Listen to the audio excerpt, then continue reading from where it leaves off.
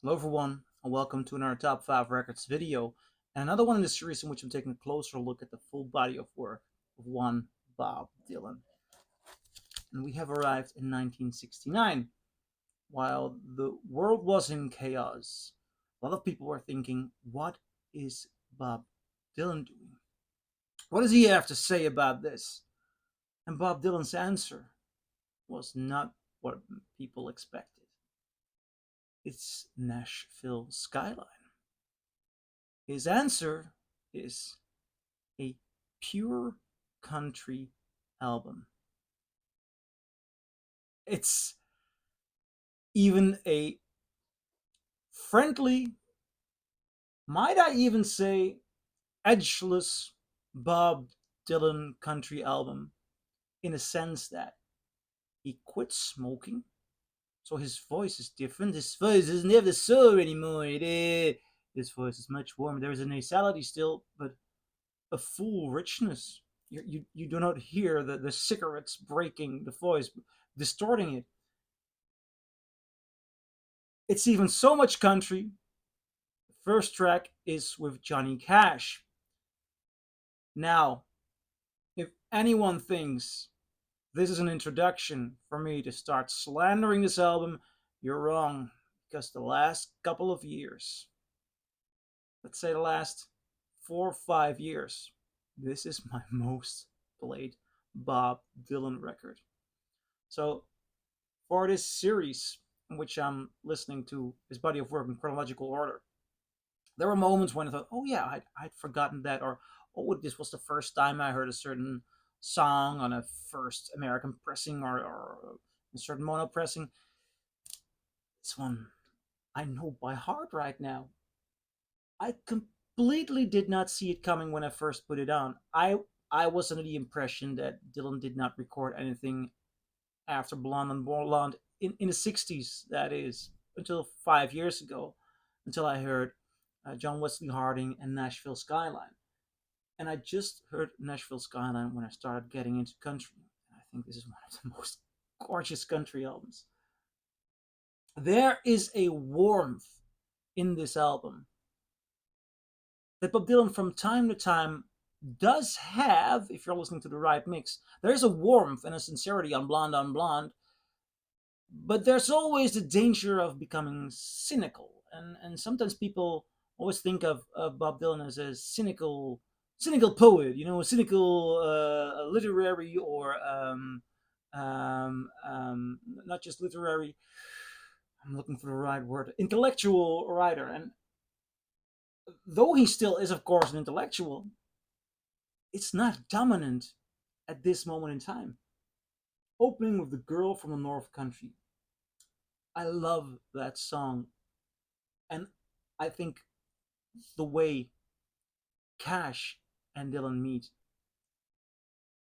is incredible. It's gorgeous. This is obviously one of the big collaborations because they were in touch. I believe, they were writing letters with each other long before this recording.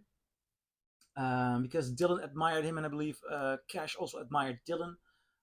In the film Walk the Line, you can see, or they suggest that um, Johnny Cash. I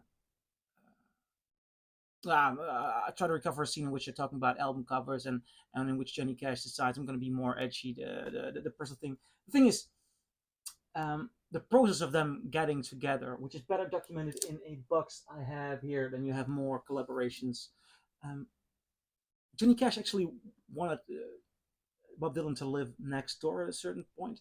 You had this group of people in Nashville who were frequently getting together, playing songs for each other. Chris Christopherson was amongst them, Johnny Cash, Bob Dylan, um, also Mickey Newbury. I was working on a documentary about Mickey Newbury, and his wife told me that these guys were so often hanging out together that uh, pretty often in a Sunday afternoon, the wife of Mickey Newbury would get a call from June Carter saying, "Susan, can you send Johnny home?" "There's no Johnny Cash in my home. Is there Johnny Cash in my home?" To which June Carter replied, He ain't at your place with Mickey. Now where the hell is that man? But that was just, I mean, it's like a neighborhood of drinking buddies. That sense of a neighborhood of drinking buddies where Cash and Dylan are casually hanging together, playing and writing songs. That song, Girl from the North Country. And that's only the beginning. Nashville Skyline wreck. I love that. To be alone with you. It has such a beautiful beat. It's so sweet. It's so nice. I threw it all away. And then Peggy Day. I like Peggy Day. It's such a nice gentle song. And side two starts with Lay Lady Lay. There is some. This is a strange thing about Dylan's voice in here. When he's not smoking, and he decided to smoke, I believe, right away after this album, his voice is warm, and there's even an element of butteriness, if you understand what I mean. It's so completely the opposite of what you usually associate with Bob Dylan's voice. Lay Lady Lay is a gorgeous song. One more night. I like that one. I like the beat in there. I like the melody. Tell me that it isn't true. Country Pie. Tonight I'll be staying here with you. It's also a beautiful ballad. Now, it's not heavy. It's light-hearted, good, not fun. It's not like them good fun country songs. The Waylon Jennings kind of types. There are a lot of country songs that are there for bar fun.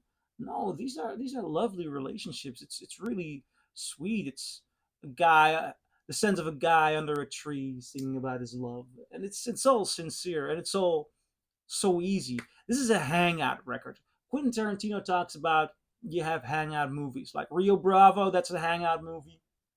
Quentin Tarantino's Once Upon a Time in Hollywood is a hangout film. This is a hangout record. It's like casually hanging out with Bob Dylan, and it's good. I really love it. And then there's one more thing. I believe this record is in its entirety 28 or 29 minutes long. So it's about 13, 14 minutes per side, 14, 15, which gives this pressing. This is a first Canadian pressing, but I also have a first Dutch pressing. Both are stellar sounding. They are so well recorded. It's such a beautiful, detailed, spacious record. It's just, it's a lovely album. It's a different kind of Dylan, and I think it's awesome. And I'm curious, what do you think? Do you agree? Do you disagree? Leave a comment below, and I'll see you in my next video. Bye.